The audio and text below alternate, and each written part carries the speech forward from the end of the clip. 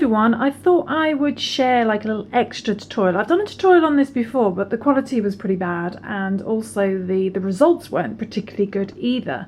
But I thought I would share a quick tutorial on how to make your own fabric labels. So these are for when you want to make your own hats and stuff. It's a little knitted hat that I designed and knitted. Yes, I knit as well. I have a knitting channel as well. Go check it out. There's a few beginner tutorials on there. But I know a lot of you like to be able to add your own brand label to your products just to make them look a little bit more professional. So I thought I would share my tutorial on how I make my own ones, so you don't have to go out and buy them. So all you're going to need for this tutorial is you're going to need some freezer paper. Now this freezer paper is special type of paper. It's plastic coated, which basically means that one side of it is like normal paper, but the other side is waxy. So don't just go, if you're in the UK, don't just go into the supermarket and buy freezer paper. You need to make sure you get this plastic coated freezer paper. Now this is a lot easier to get in America, I think, than it is in the UK, but I managed to pick this up on Amazon. It's by Reynolds brand, so get yourself some of that. Going to need a normal piece of A4 paper just to measure for your printer. Now you need some fabric as well, obviously, and in my last tutorial, which is from ages ago, I did it on felt and it just didn't work as well. But as you can see, these ones have come out really nice and clean and crisp, and this is actually just 100% cotton fabric, which I just picked up from, I think I got it from John Lewis, I think, somewhere in their haberdashery department. It's just quite a thin, 100% cotton, white material, quite cheap. So I picked up a load of that, and that's perfect for going through the printer. You're also going to need an ironing board and a hot iron as well, and of course a printer and computer for designing your logo. You can use any printer. Mine's just a normal, what have I got? I've just got a normal Epson inkjet printer, which works fine.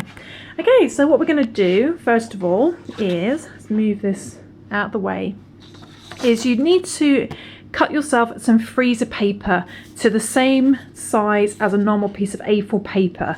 Obviously this varies depending if you're in America or in the UK, but just basically a size that fits for your printer. So I'm going to use this normal piece of paper as a template and cut myself a piece of freezer paper to the same size. Actually, I can just put the camera here to the side. So I'm just lining up this piece of paper with my freezer paper and then just roughly cutting. Doesn't have to be perfect at the moment. I'm just roughly cutting a template around my A4 paper.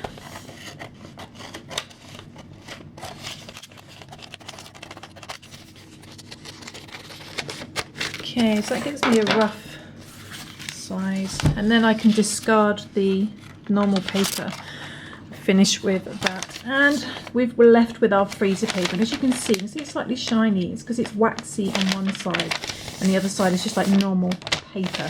So the next thing to do is to get your material. So let's get my white cotton. Okay, so just got my normal material, my cotton material, and then I'm going to use this as my template. Now you need to put this down onto your fabric, waxy side down. The first thing I'm going to do though is I'm going to iron my fabric so it's really nice and flat. So let's get my iron, and I've put this on the highest setting to make it nice and hot. Nice cotton setting. And just iron it. It's worth taking the time just to make sure you get yourself a nice piece of flat material. Okay, and once you've done that, you're going to get your freezer paper and you need to put it waxy side down, because this wax is going to stick to your material. So making sure that you've got the nice normal paper side up and waxy side down, I'm going to place that onto my material, and then I'm going to use the iron to stick this to the fabric. And what happens is the waxy side, the waxy bit, plastic side, sticks to the material. And again, it's worth taking your time. So on the highest setting again, and just keep ironing until it's stuck firmly to your fabric. because this is what enables your material to go through the printer. This is why the cotton works better than the felt. That's right. This is why it works better than the felt, because the felt's a little bit too thick. So when that's, oh, it's a bit hot, when that's nicely stuck down, you can see its waxy side stuck to the material, we're going to cut around the edge of our material. And we're just going to cut just slightly inside of the paper. So you're leaving a tiny amount of paper on the outside. Just a tiny, tiny amount. And that means you'll get a nice crisp edge. So just cut that slightly on the inside.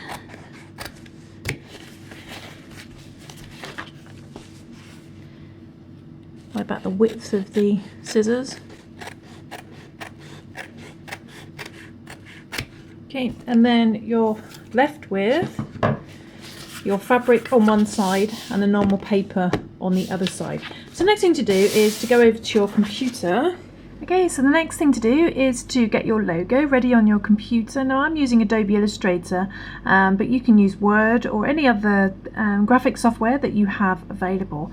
I'm actually going to be placing these logos with quite a distance apart, because I want to be able to have these folded over. So if you imagine that's the logo on display, and then this little bit of material underneath will fold over, so I can fold it over hats or bags or whatever I want to do, and then, or I can just have it as a static logo that I can sew around in a rectangle. So, and I've done some in colour, and I've also done some in black. Black's quite good because it goes with any colour, so depending on, you know, if I had like a red hat, then a pink logo is kind of going to clash with a red hat, so it's good to have some nice sort of standard colours as well, just all black, which goes with anything. So once you're happy with spacing out your logo, make sure you do lots to fit on one page so you're getting the most out of your material. Next thing to do is send it to your printer, so just literally print as normal. I'm going to do File and Print and make sure my printer's selected. It's going to go to the Setup, Continue, because what I'm going to do is go to Preferences. I'm just going to select text rather than text and image. If you have images in your, I mean, you can print photos, you can print anything you want to, so it's just like printing on a normal piece of paper. But because mine's just text, I'm just going to select text, especially as my ink levels are a little bit low. So when that's ready, I'm just going to click print, and then we'll go to the printer. So, okay, so when you're at your printer, you might have a front loader printer, or you might have one that loads at the back like mine. You just need to make sure, it's a good idea to do a test run first on a normal piece of paper to make sure you know which side is printing on, because you need to print onto the fabric. So you need to be fabric side up or side down depending on your printer. Now mine is a back loader. This is a normal inkjet printer. So it's not a laser printer, it's a normal cheap inkjet printer. And I'm going to place my fabric at the front because I know that's how my printer prints onto the fabric. So, and you need to make sure that when you put it in, you're not getting any little bits caught on there, because you don't want to catch. So I'm going to sort this out, and then I shall come back. And I'm just going to click print and hope for the best. It takes a bit of time for my printer to wake up. So it should be, there we go.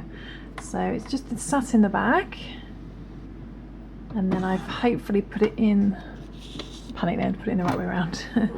Let's see how this comes out.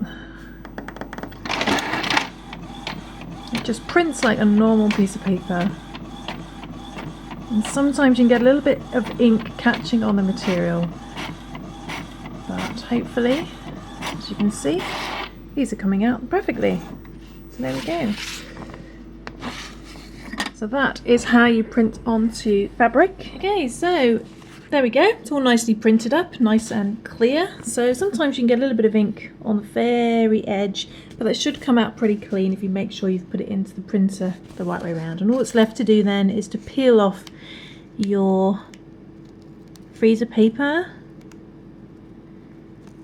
from your fabric and discard that, and then you're left with a print of your brand, your logo, on fabric, which is all ready to be cut up and sewn onto your projects. So there we go, that's how you print on your own fabric labels. I hope you found it useful, but I'll see you soon for some more crochet crafty fun. Thanks for watching, guys. Bye.